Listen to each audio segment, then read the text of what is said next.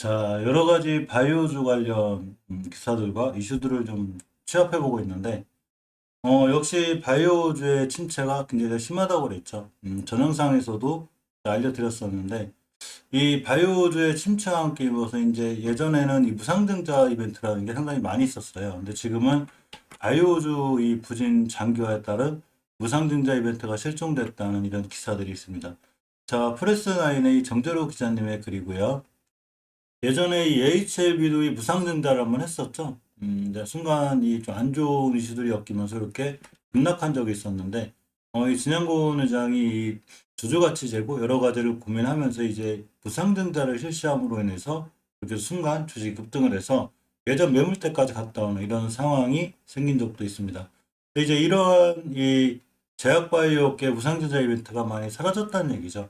20일 금융감독 전자고 시스템이 다트죠. 따르면 하반기 유상증자 청약 공모 유인 책임 유무상증자 사례를 제외하고 주주가치 제고 목적으로 무상증자를 추진한 기업이 앞타바이오와 메디아나 단 두 곳 외에는 없다는 얘기죠. 자, 지난해 코로나19 효과로 바이오 주가가 뜸박질하던 4월 이후에 무상증자에 나선 기업이 박사일바이오, LNC바이오, 브릿지바이오, 알테오젠, 유틸렉스, 앱클론, 케어랩스, 휴젤, 파메신, 제테마, 레고캠바이오, 모스테오닉 등 총 16곳이 무상증자를 실시했죠. 사실 무상증자 자체가 주가의 전체적인 영향으로 보면 엄청나게 호재는 아니지만 단기적으로 봤을 때 주로 이제 호재가 돼요. 그래서 주가를 탄력적으로 끌어올리는 촉매제 역할을 하는데 지금은 이런 게 많이 사라졌다는 얘기입니다. 올해 바이오 섹터 주가가 급격히 악화된 지난 1분기에도 주가 방어 목적으로 셀리버리, 아이큐어, 제넨바이오, 화일약품 등 이렇게 여러 곳이 무상증자에 나섰는데 이 제약바이오 주 전체적인 이런 하락장을 극복하지 못했다는 얘기가 됩니다. 아까 전 영상에서 말씀드렸듯이 역시 2021년 코스닥 150 중에 헬스케어 지수 하락 아까 주식 1위죠. 엄청나게 지수가 무너졌고 돌아나가고 있습니다. 이러다 보니까 역시 HLB도 그래도 HLB는 떨어지는 와중에 사실은 많은 이 코스닥 바이오 헬스케어 지수가 떨어졌을 때도 나눠진 나노코박스에 대한 이슈로다가 반등했었는데 헬스케어 지수가 약간 거꾸로 올라갔었죠. 그렇지만 역시 지지부진한 나눠진 나노코박스 스윙과 관련해서 다시 많이 밀려서 거의 제자리에 돌아오는 이런 상황까지 와 있습니다. 또 하나 이 지트리비엔트를 인수하면서 나노코 박사가 승인이 났을 경우 또 하나 여러 가지 이제 제약바이오 의 백신이라든가 약품에 대한 유통 방안을 마련하기 위해서 이 지트리비엔트를 인수하게 됐죠. 그렇지만 이 지트리비엔트 또한 역시 요새 좀 잡음이 많죠. 근데 이제 상황은 조금 상당히 좋아진 게 맞습니다.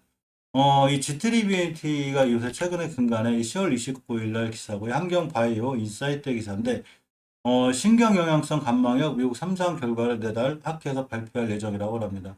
미국에 자회사가 하나 있죠. 이 지트리멘티가 리젠트리가 있는데 이 리젠트리를 통해서 개발 중인 RGN 요구의 신경영성 각막약 미국 임상 3상 결과를 미국 안과학회에서 발표한다고 어제 밝혔습니다.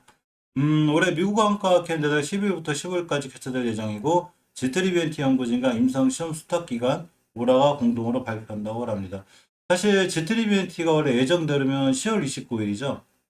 어제 이 주주총회를 통해서 사명도 HIV 테라피틱스로 바꾸고 이사진 여러 교체 이런 예정이 돼 있었는데 지트리홀딩스 등 다시 법원에서 가처분 소송을 걸면서 좀 잡음이 생긴 상황인데 전체적으로 전부 다 기각이 됐죠. HLB에서는 무난하게 지트리비엔트를 인수할 걸로 이렇게 보고 있습니다. 이 프레스9의 최원석 기자님의 출처고요. HLB가 지트리비엔트 인수 절차를 차질 없이 진행할 것이라는 얘기가 있습니다. 4건의 가처분 신청 모두 기각 각하, 이 소송 불확실성이 완전 해소가 됐고, 자, 수원지방법원 성남지원이 27일 지트리홀딩스가 제기한 신주 발행 금지 가처분 소송에 대해 이유가 없다며 전부 다 기각 판결했습니다. 별도로 제기한 주주총회 개최 금지 신청권은 주총이 11월 16일로 연기가 됐고 주총 의안에 채권자가 제안한 의안이 포함되어 있다며 각하를 결정했습니다. 이 H파트너스하고 지트로이스가 제기한 모든 소송을 다 기각한 거죠. 이렇게 이제 제기된 소송이 모두 기각돼서 불확실성이 해소됨에 따라서 HLB 컨소시엄의 지트리비엔트 인수가 다시 탄력을 받게 됐습니다. 그래서 인수가 좀 무난해 보일 걸로 보이고 16일 날 예정대로면 이제 지트리비엔트가 HLB 테라피틱스로 이름이 바뀌는 자, 이런 상황이 될 수도 있습니다. 전 영상에서 제가 막 머크에 관해서 말씀드렸었는데 역시 우리나라 제약바이오에 큰 영향을 주는 건 머크인데 이 머크 등판에 초조해진 코로나 업계라는 기사가 있습니다. 한국 일보에 출처고요. 위드 코로나를 이제 당연히 해야죠. 우리나라도 당연히 시행해야 되는데 사실 부작용은 좀 있어요. 위드 코로나 한 나라들이 크게 확진자가 많이 늘어나는 상황이기도 하지만 어쩔 수 없이 우리나라도 위드 코로나를 해야 되는 상황인데 이런 위드 코로나를 앞두고 경고용 치료제가 게임 체인저로 부상한 가운데 미국 제약사 머크의 세계 시장 석권이 거의 유력시되고 있다고 합니다. 국내 제약 바이오 업계는 약간 불안한데 위드 코로나 시대는 코로나를 계절성 독감처럼 관리할 수 있는 경고용 치료제가 필수적인데 아직 국내에서는 이런 치료제에 대한 가시적인 성과가 없다고 합니다. 이 제약바이오 업계에 따른 머크의 경고용 치료제 울루피라비르죠. 이 현재 미국 식품 FDA와 유럽 EMA 사용 심사를 받고 있는데 통과될 확률이 높다는 게 거의 대세고 또 특허 사용료 없이 다른 제약회사 라이선스를 제공해서 전 영상에서 말씀드린 복제약을 생산하도록 할 방침이다. 이게 이제 문제가 뭐냐면 자 머크사 같은 이런 바이오 제약이 몰루피라비르를 충분히 값싸게 라이선스를 통해서 복제약을 만들 수 있다는 얘기는 우리나라가 지금 이 코로나 치료제를 만드는 많은 개발 업체들이 만들어 봐도 그런 비용이나 이런 거에 비해서 복제약을 만드는 게 더 나을 수 있다는 얘기죠. 그렇기 때문에 우리나라 치료제 관련주들이 꽤 많이 무너지고 있고 더구나 백신 관련주들도 같이 크게 무너지고 있는 상황입니다. 특히 국내 개발도 상당히 지지부진한 편인데 진도가 빠른 곳이 대웅제약과 신풍제약인데 모두 임상 이상 주 평가 변수에서 통계학적 유의성을 입증하지 못했죠. 그러면서 주가가 조금 크게 흔들리는 경우가 됐습니다.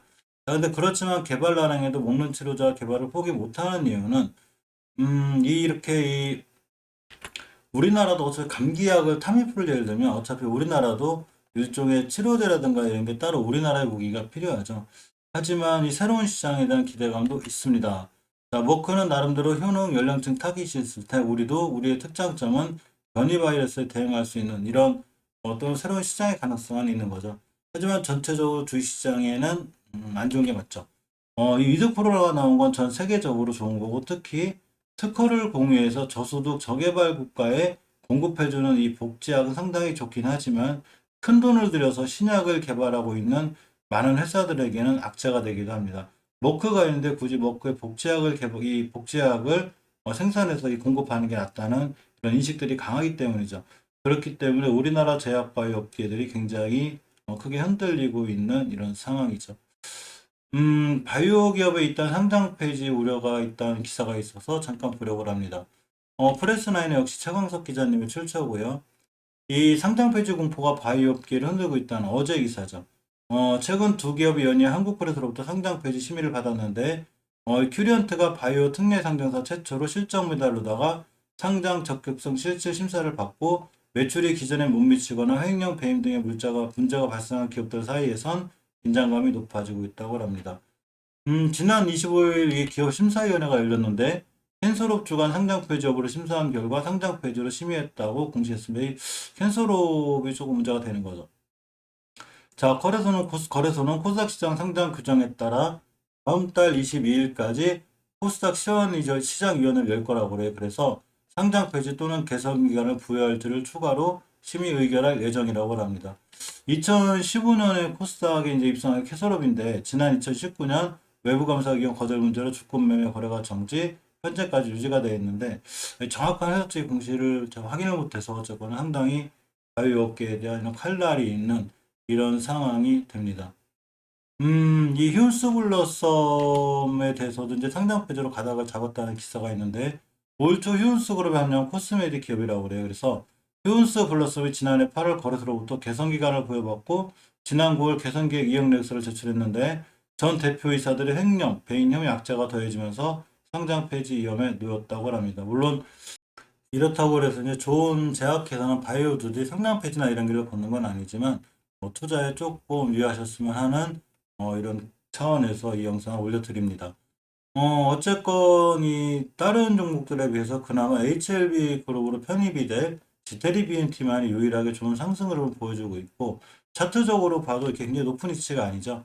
낮은 위치 꽤 오랫동안 55,000원짜리가 16,000원짜리까지 크게 무너지면서 G3BNT의 피인수 부재로다가 어쨌거나 아직까지 재료가 살아있고 또 프랑스 백신인 이 발레바에 대한 이슈도 갖고 있는 게 바로 이 G3BNT입니다.